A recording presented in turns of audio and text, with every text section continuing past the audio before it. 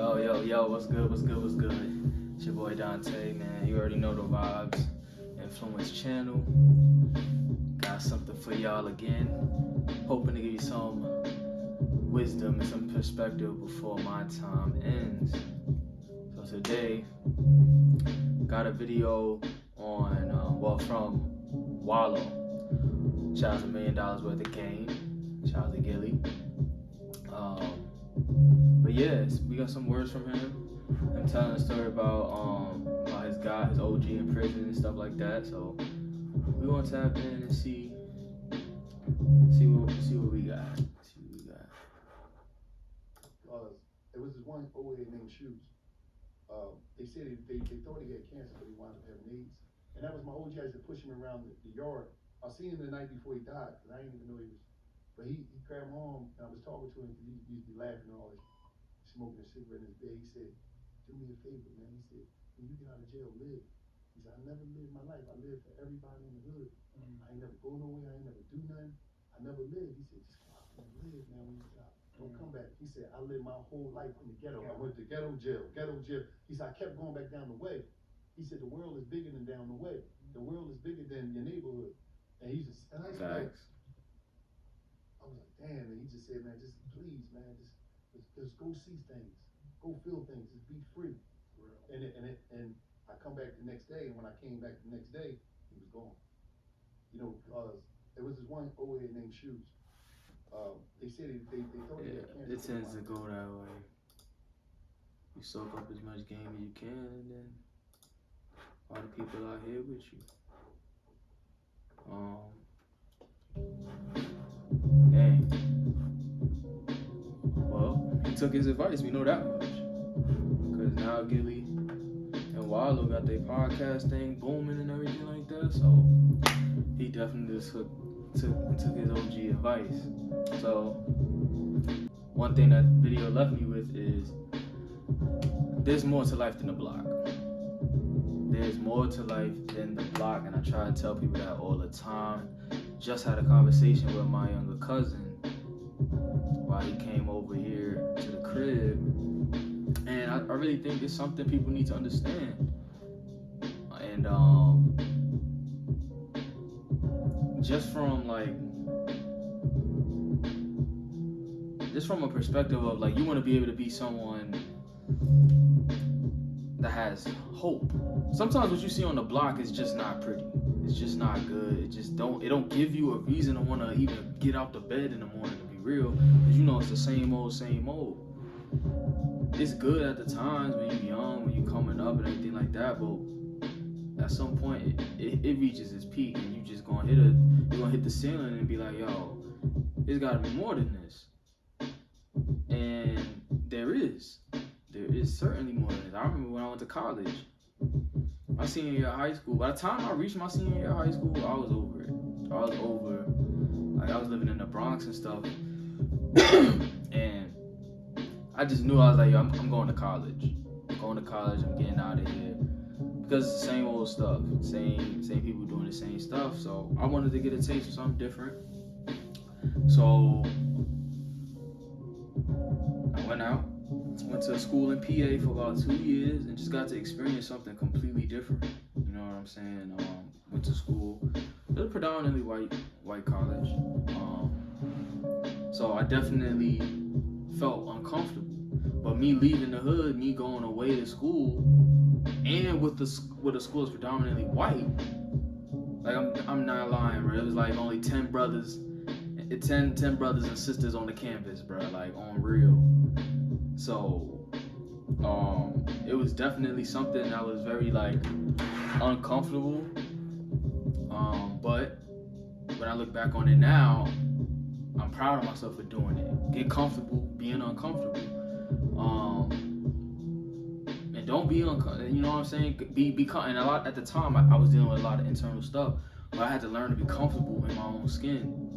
You know what I'm saying? Going to that school helped me to realize, yo, I don't gotta adjust for anybody.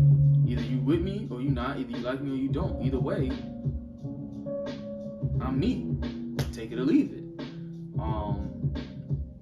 But going away to college, you know, I even talked to my mom, and she was like, "Yo, I think you know." I told her maybe things could have went different and everything, but she told me I represented my community well, showing them my people ain't just about buying fancy cars and clothes. I'm here to get an education and do my best to utilize that thing so I can put on for my family, and you know what I'm saying, for my future.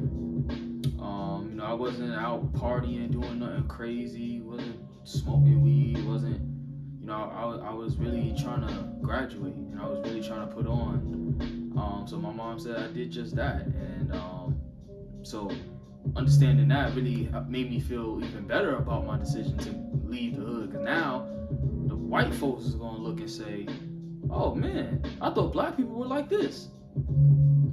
That sounds crazy to hold on. but like it or not, that's really how it is. Some of them come in with this prejudice, thinking black folks is like X, Y, Z. So for me to go there and be amongst the other black folks that was out there, we was, you know, serious about our studies. Some of them, 3, 4 of them, 5 of them maybe was on the football team, and then some was on the basketball team and stuff. But I felt proud about that decision, and definitely walked away meeting some great guys, great people, man. Just seeing how I'm from New York, y'all from PA, y'all from Georgia. Like, dang, everything's different, man. I mean, man, that's where you from? That's how y'all get down over there? You know what I'm saying? So it's just seeing that is just like, wow, it's different. You know, people talk about in the workforce, diversity of thought. That all comes from different cultures. We do things different. So when you bring that to the workplace, that's why they say diversity is good, because you have different types of thought coming in the building versus just one way. So while you leave in the hood, if you in the hood, all you know is the hood and how it go. You leaving that, you come back to the hood. Obviously, you know, I was coming back for the spring break and all these other breaks and stuff like that.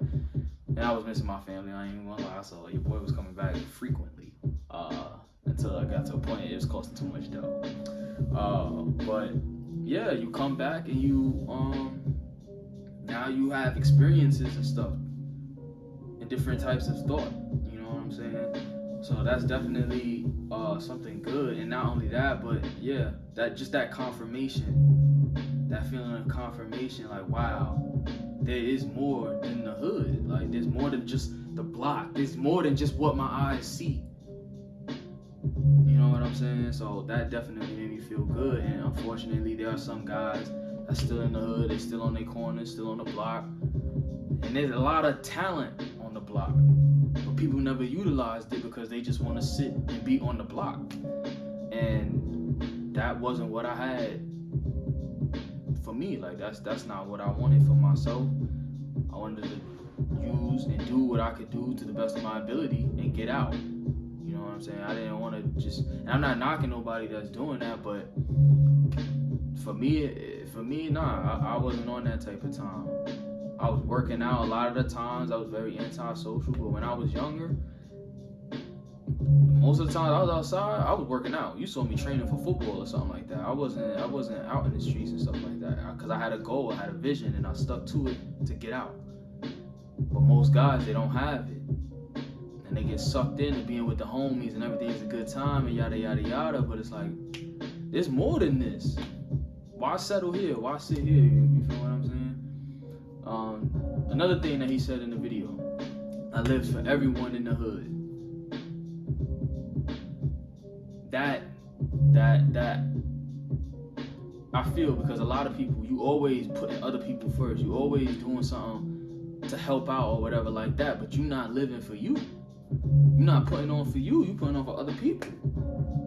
You feel me? And that's just, it sucks, but it's like, at the end of the day, you gotta do you. You can't do other people. You gotta be yourself. At the end of the day, it's your bed you laying in.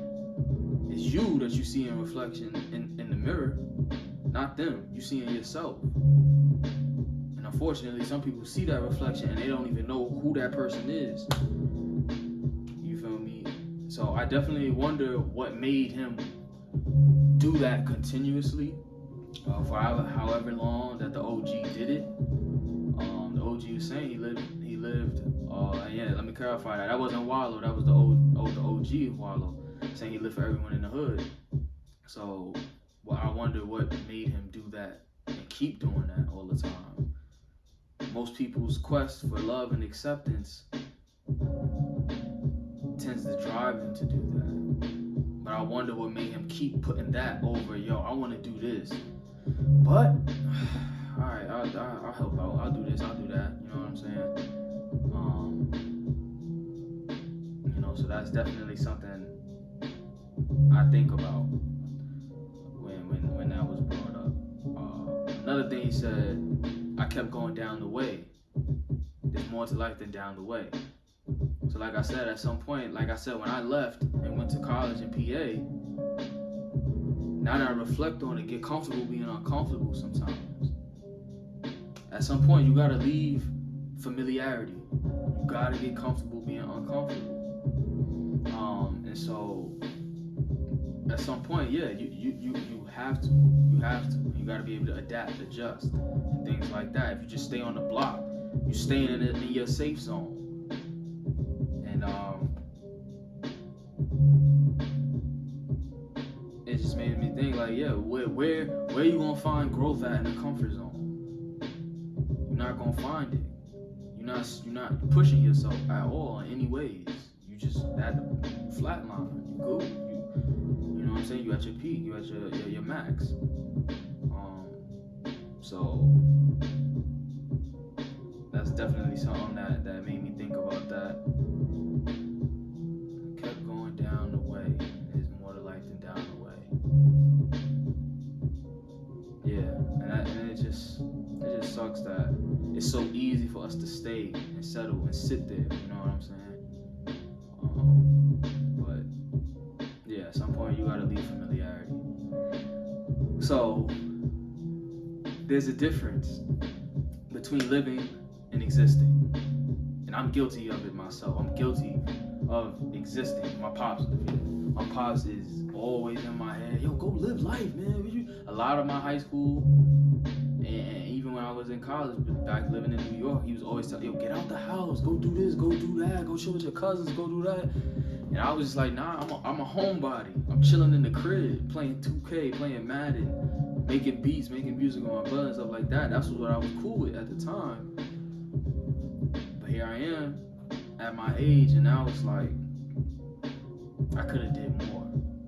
I didn't lose out. I wouldn't have lost out on making music, playing Madden, all of that. I could do that anytime. You know what I'm saying? I could have did more. You know what I'm saying? Go out, go explore, go do some stuff. Have some things to tell your kids. Now that I think about it, you sitting here existing. Here's how I view existing. Here's how I view it. Existing is you just let the time pass by. That's how it is. You sit here, you go to work, you go home, you do stuff. Let me watch a movie. Oh, and then all right, it's time for me to go to bed. Do the same thing tomorrow. It's so scheduled. It's so ordered, and you just let moments pass you by. People that are existing, they just go day by day with nothing really to look forward to. It's just it's a colorless life. You know what I'm saying? It's a colorless life. Now, people that live, I view living as creating moments, making and creating moments day by day. You know what I'm saying? Or at least week by week. You know what I'm saying? You know, day by day. You know, Monday through Friday we work and we grinding, but Friday night, Saturday, and Sunday, what we doing? You know what I'm saying? And so that's how I view living, making, creating moments and memories. Things that, like I said, what you gonna tell your kids? Dad, what you used to do in high school? Oh, nothing. I just played Madden, worked out, and trained for football. I don't have much to give. You know what I'm saying? So now that I look back, yeah, my dad was right. It always sucks when you gotta admit your parents is right, but it's the truth. It's the truth. But yeah, you know what I'm saying? And I'm guilty of that, like I said. You know, a lot of the times A lot of the times I was just like, yo, I'm just trying to get to tomorrow. I'm just trying to stay out of trouble. I'm just trying to do this. And all it was me doing was sitting in the crib, Netflix, go to sleep, play Madden, do certain things in time, hours of the day, not even being productive. At least if you're going to let your time fly, be productive with that time. You know what I'm saying? Don't just waste it away, you know? Every minute, every hour is precious. It's a blessing. Because there are some people who didn't wake up today, who thought last night, oh, tomorrow's gonna be great. You know what I'm saying? So that's why I always tell people, stay up. And some people would look at me like, what do you mean stay up? Just stay up. I say that because you're blessed. You just don't know it yet. You just refuse to acknowledge the fact. Because at the end of the day, if you got a roof over your head, clothes on your back, food on your plate, that's a blessing, because unfortunately, most people don't have those things. You woke up in the morning, that's a blessing. It's another chance, another opportunity that God did not have to give you.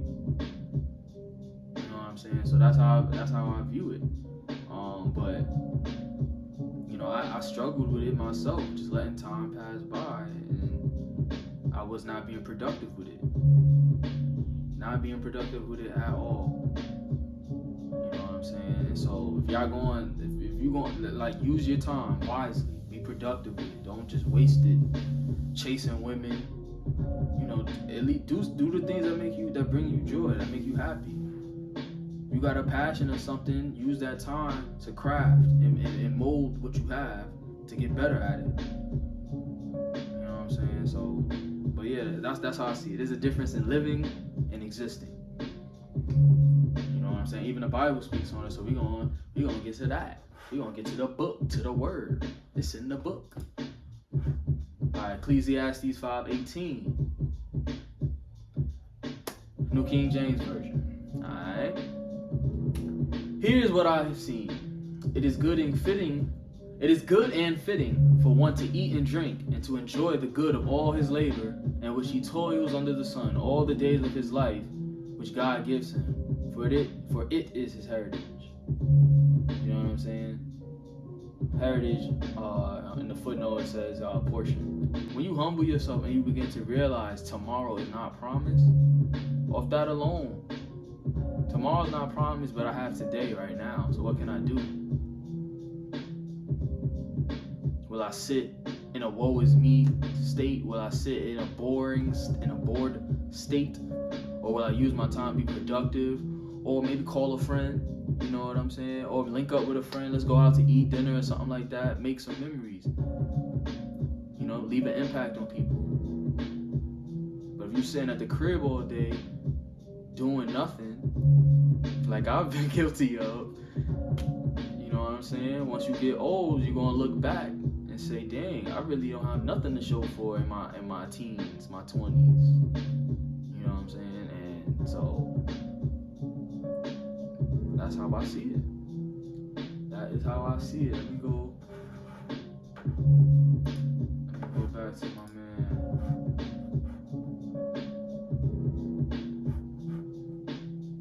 See what else he said. Before he died, I didn't even know he grandma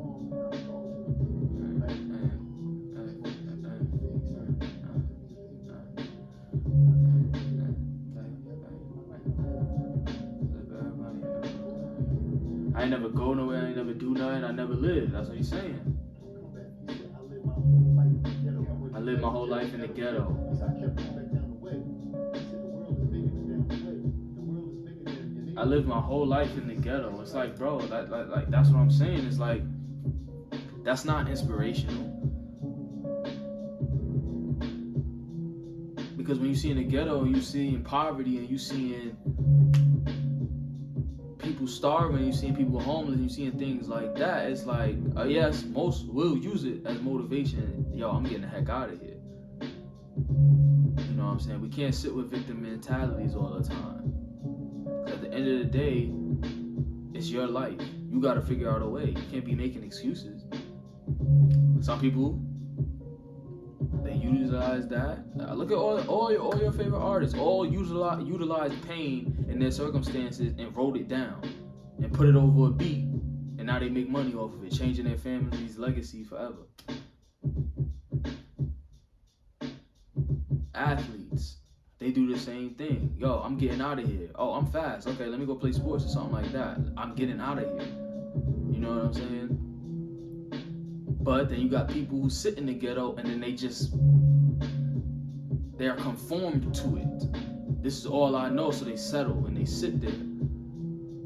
All I can see out my window is the block. All I can see is this. This is all I know. All right, bet. So I'm gonna just stay here, do my thing, survive. You have good moments, you have ups and downs, but there's so much more to life than just what you seeing. You know what I'm saying?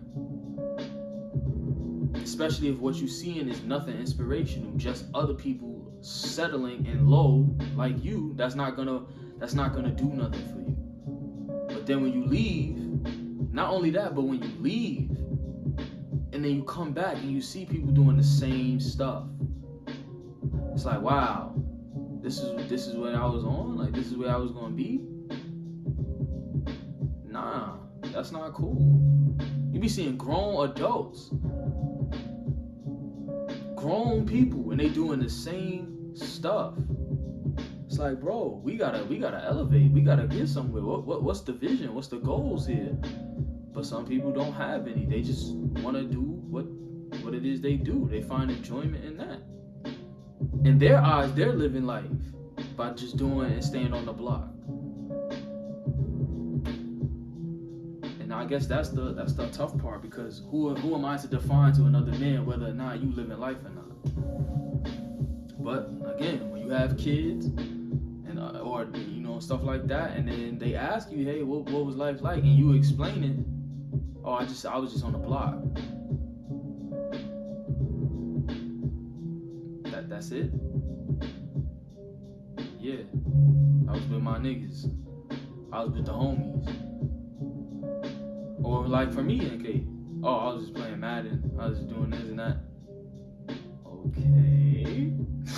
You know what I'm saying? So that's my 2 cents on the matter, man. Y'all let me know what y'all think in the comments, man. Hit that subscribe button, hit the like.